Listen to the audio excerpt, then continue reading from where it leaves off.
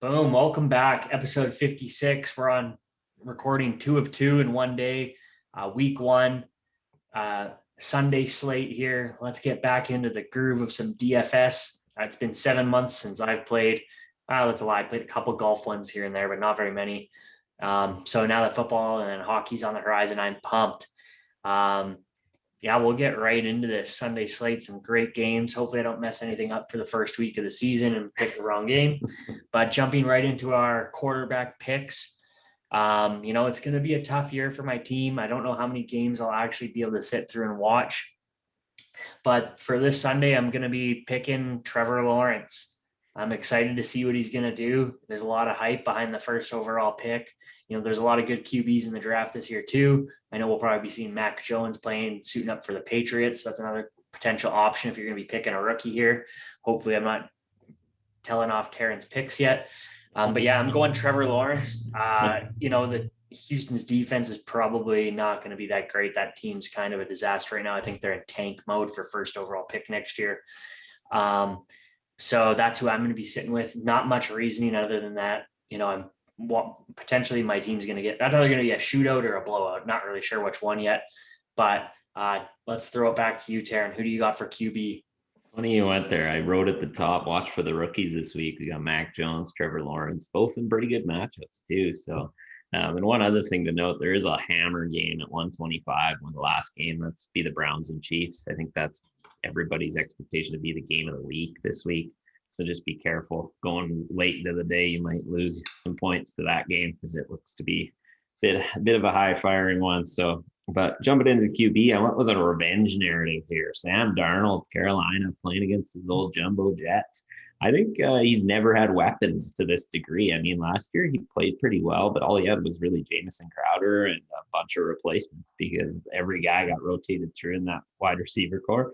So I love seeing him this week with Christian McCaffrey back. You got Samuel, you got Moore, you got Robbie Anderson. Like, he's got weapons. And in the preseason, he looked very good. So, add in the fact that you have McCaffrey back to just dump the ball if you need to. And he's like a safety net and an automatic kind of go-to guy in that passing game.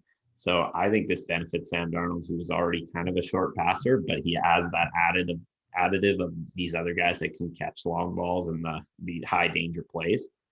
And that's kind of where I went. And that's a good game script. I actually really like that game overall. You're going to see Zach Wilson come in his first game too.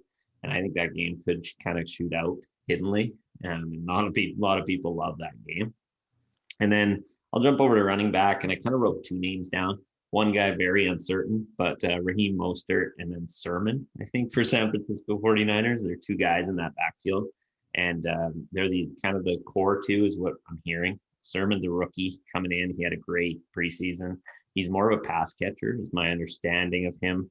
He, of course, comes out of college with a high reputation, and he looks to be really good. He's way cheaper, so he's $4,500. And then you have Raheem Mostert, who's now going to be the main guy. Jeff Wilson's out, and there's no other kind of replacements. Like, they used to have 3 rotating guys. It looks like it's just these 2 for now.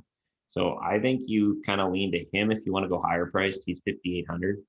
And we saw last year when they want to lean on the run, they're just going to rotate it side to side. They play out of that kind of I formation with 2-3 tight end spreads a lot and just push right and they push left. And George Kittle, of course, being a beast at blocking, so they can really push the ball down the field. And Raheem Mostert had a couple games with, I think, 2 touchdowns, 180 yards. The one thing you won't get out of him is a ton of pass catching. So you got to hope that he just goes nuts on the ground. But that's kind of the game I like, because they're playing Detroit, who had one of the worst run defenses for the last 2 seasons. It did get a bit better late last year, but I think it's a good game to target on the ground. What about you? Where are you going running back?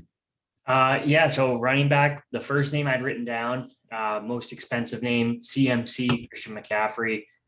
You did mention the revenge game there, so that's a good narrative that I didn't even think about for a game script. But Darnold, given the passes over to CMC, could be a beast of a weekend for him. I mean, he was injured last season, so still averaging the 75 yards per game, not to mention the amount of TDs that guy scores. The rest of my picks here are all like in the average high fives, low 6,000s for picks. Just as I think I'm going to play a lot of lineups where you're getting some good value at names, some good value names here. That was the only one that was super expensive. The next one I've written down, which is usually motorbike came by. The next name I've written down here, I think decent value for the start of the season, and that's Aaron Jones, $6,800. He was kind of far down the list there. I mean, it's just a value pick for me. That's kind of why I was going there. I was looking through things, and I was kind of surprised it was that low, but start of the year, we're going to find all sorts of names that are either undervalued or overvalued, and it'll kind of even out by week 4 or 5. That's the week 1 effect. Yeah, exactly. So I'll move into my wide receivers here quickly and then toss them over to you. But again, if I'm going for that mid value, I was looking at Keenan Allen here. He was, I think they're playing Washington. So to me, that could be, another blowout. In my opinion, maybe not, could be close, but I don't know. I like the Chargers. I feel when they can just kind of shoot out of a cannon sometimes. And then my second one here, this one's again going to be an interesting one, but more on the depth list of, I think in the third receiver role is Chase Claypool. They're playing Buffalo. We saw Claypool go off for, 4 TDs, 1 game, 13 throughout the season last year, still averaging 54 yards per game. But I don't know, Pittsburgh's either going to get blown out or, they're going to put up a few TDs, and hopefully Claypool is the one of them. They do have a few weapons in the receiving core there, but again, he was, I think, $4,500 or $4,300. So slotting him into that lineup was super affordable. What are you thinking for your receivers there, Taryn? I went on the other side of the ball there. Actually, I went to Steph Diggs, coming from the old Vikings kingdom, left us, and now looks 100 times better. That's what we always do. But no, he last year against Pittsburgh, he put up 10 for 130 and a touchdown. I think coming into the season, this is where him and Josh Allen really start to connect in their second year. Josh Allen looks phenomenal. Even in the preseason, I think he went 180 for 2 touchdowns and then kind of got pulled. And that was only a quarter and a half or just shy of halftime. So he looks good again, signed a big deal. So he's got the money. He's got the team now. He's going to let it go. And I think they're going to be good. I think Buffalo is going to be very good. And I just don't see any other receiver there garnering that same role as Diggs. Diggs is the blow up guy in that offense. And he's the first look on, I want to say 70% of Allen's dropbacks. So consistent production too. Last year with Allen, he had 22 fantasy points per game. I mean, he very rarely was under 20. And so he's just a great option in the first week against Pittsburgh. People often see Pittsburgh as this, big defense, but they've kind of broke quite a bit in especially last year. You'd see one game be very good and then one game be very bad. So I think when they play a really good offense, they're not going to show those same kind of strengths as they do against weaker teams. Jumping over to tight end, I went to the good old Anthony Ferczer out in Tennessee. He's kind of the last man left in the Tennessee tight end pool. This could go really good or really bad. When I first wrote this down, I thought great. Then I thought Arizona, Budda Baker's the safety of the middle, and the best play Tennessee has is seam plays to their tight end like they used to do to Johnny and Ferczer. And Budda Baker's just good. So I'm a little hesitant that this will be a great play. And with only one good tight end in this offense now, you're going to see a lot more blocking. So you're going to see him, go to that blocking role quite a bit for Derrick Henry, which is, what they lean on. And that's the reason the tight ends are so involved, is because they're on the field to block / slip out every once in a while. But I think he's the only guy. Johnny Smith's in New England now. He'll have an increased role. And they tend to go to their tight ends a ton in the red zone. So it's just a team where Tannehill likes that seam kind of throw to the tight end. And he showed signs of being very good at, the deep kind of seam routes into touchdowns. So if anybody's going to blow up in that tight end pool there, it's probably going to be Ferczer. So that's where I went. And he's only 3,200. So it saves you quite a bit of money, which is where I always go with tight end. So what are you thinking? Which game did you target? I had wrote down 2 names here. The first one, again, not as much as a value pick as that. That's a great find. But the first one was Mike Gesicki in Miami there. last year averaging 49 yards per game. They're playing New England, so not really sure what to think on that game yet. Tua versus Mac could be interesting. I think that'll be a fun one to watch. I felt like Jasicki had more TDs last year, but no, only 6. But with that average and $4,500, I thought it was a decent value pick. Another name that it's obviously going to be overpriced, maybe not overpriced, probably at what it's valued at, is Kittle. They're playing Detroit. So you mentioned the stuff with the running backs already. Kittle, coming off on half of a season, I think, played 8 games and still averaging 79 yards per game, but you're paying, I think $6,800 for him this week. But I feel like that's one of those picks that, you always get your value. If you're going to pay the big bucks for it, you're going to get some results. So those are the 2 I was thinking at. Jumping into my defense special teams here. I mean, this week, every week I pick a defensive team. It's always just a dartboard throw. You're just hoping for some luck. So in the spirit of fantasy happy hour, I went with the Vikings, $3,000, took them. So what about you, Taryn? I had a bit more of a thought process to the defense, not actually, me. just because I thought about the Colts and how Wentz, was, didn't really have a preseason. He got hurt, he had a surgery, and now they're saying he's playing. He's going to be playing week 1. Wentz hurt and playing early, and he did that a bit last year when he came back into the Eagles. He started throwing picks quite a bit and didn't look very efficient. And the Colts don't really have like a great receiving core, like a lot of young talent, but not like an awesome receiving core where you can rely on them more than you need to be good.